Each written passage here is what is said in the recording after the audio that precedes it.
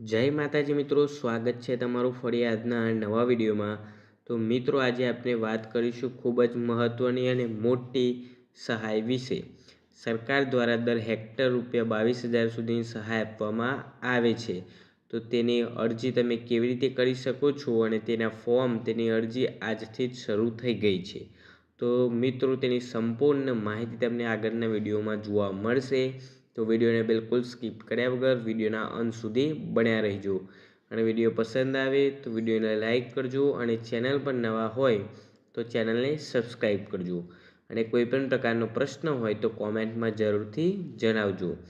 તો મિત્રો, ગુજરાતના ખેડૂતો માટે આજે ખૂબ જ મહત્ત્વની કાર્યવાહી થઈ ગઈ છે। રાજ્ય સરકારે ભારે વરસાદ, આંધીઓ અને ખરાબ વાતાવરણને કારણે પાકને થયેલા વિશાળ નુકસાનને ધ્યાનમાં રાખીને સહાય યોજના અમલમાં મૂકી છે। સરકારની જાહેરાત મુજબ પાકના નુકસાન માટે દર હેક્ટર રૂપિયા 22,000 સુધીની સહાય આપવામાં આવશે। આ સહાય ખાસ કરીને એવા ખેડૂતો માટે છે જેમના ખેતરોમાં છેલ્લા દિવસોમાં કુદરતી આફતોને કારણે પાક બરબાદ થયો છે। રાજ્ય સરકારે આજે આ યોજનાની સત્તાવાર શરૂઆત કરી છે, જેથી ખેડૂતોને તાત્કાલિક રાહત મળી શકે। તો મિત્રો, આજે એટલે કે 14 નવેમ્બર બપોરે 12 વાગ્યાથી ખેડૂતોએ સહાય માટે ઓનલાઈન અરજી કરવાની પ્રક્રિયા શરૂ થઈ ગઈ છે।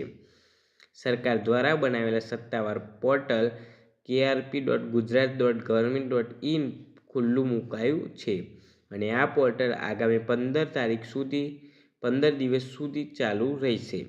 ખેડૂતોને આ પોર્ટલ મારફતે પોતાનું રજિસ્ટ્રેશન, ખેતરની વિગતો અને પાકના નુકસાનની માહિતી નોંધવાની સુવિધા આપવામાં આવી છે। અરજી પ્રક્રિયા સરળ રાખવામાં આવી છે, જેથી દરેક ખેડૂત સમયસર અને અવરોધ વિના સહાય માટે અરજી કરી શકે। ખેડૂતોને અરજી માટે આધાર કાર્ડ, બેંક પાસબુક, જમીનના દસ્તાવેજો જેવી જરૂરી વિગતો આપવી પડે છે। જો કોઈ ખેડૂતને ઓનલાઈન પ્રક્રિયા કરવામાં મુશ્કેલી પડે તો ગ્રામ પંચાયત, VCE અથવા ગામના CSC VLE સેન્ટરો દ્વારા સંપૂર્ણ મદદ આપવામાં આવી રહી છે। ખેડૂત ફક્ત જરૂરી દસ્તાવેજ લઈને જવા જેટલું છે, બાકી આખી પ્રક્રિયા સેન્ટર દ્વારા તેમના માટે પૂર્ણ કરવામાં આવે છે। આ રીતે સરકારે ખાતરી કરી છે કે ટેકનિકલ મુશ્કેલી પણ કોઈ ખેડૂતના માર્ગમાં અવરોધ નહીં બને। સરકારે આ પણ સ્પષ્ટ કર્યું છે કે અરજી સ્વીકાર્યા પછી નુકસાનની ચકાસણી કરવામાં આવશે અને સહાયની રકમ સીધી ખેડૂતના બેંક ખાતામાં જમા થશે। કોઈ મધ્યસ્થની જરૂર નહીં પડે અને સંપૂર્ણ પ્રક્રિયા પારદર્શક રાખવામાં આવશે।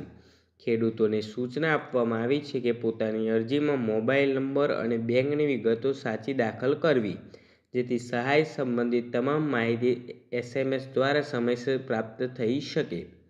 મોટાભાગે આજથી શરૂ થયેલી આ યોજના ગુજરાતના લાખો ખેડૂતો માટે મોટું રાહતનું પગલું સાબિત થઈ શકે છે। પાકના નુકસાનનો સીધો આર્થિક બોજ ઘટે અને આગામી સિઝન માટે ખેડૂત વધુ આત્મવિશ્વાસ સાથે તૈયારી કરી શકે તે માટે સરકારની આ સહાય ઉપયોગી રહેશે। ખેડૂતોને સલાહ આપવામાં આવે છે કે આગામી દિવસોમાં ભીડ ઘટાડાય ત્યારે સમય પર પોર્ટલ પર જઈને અરજી પૂર્તિ કરી દેવી।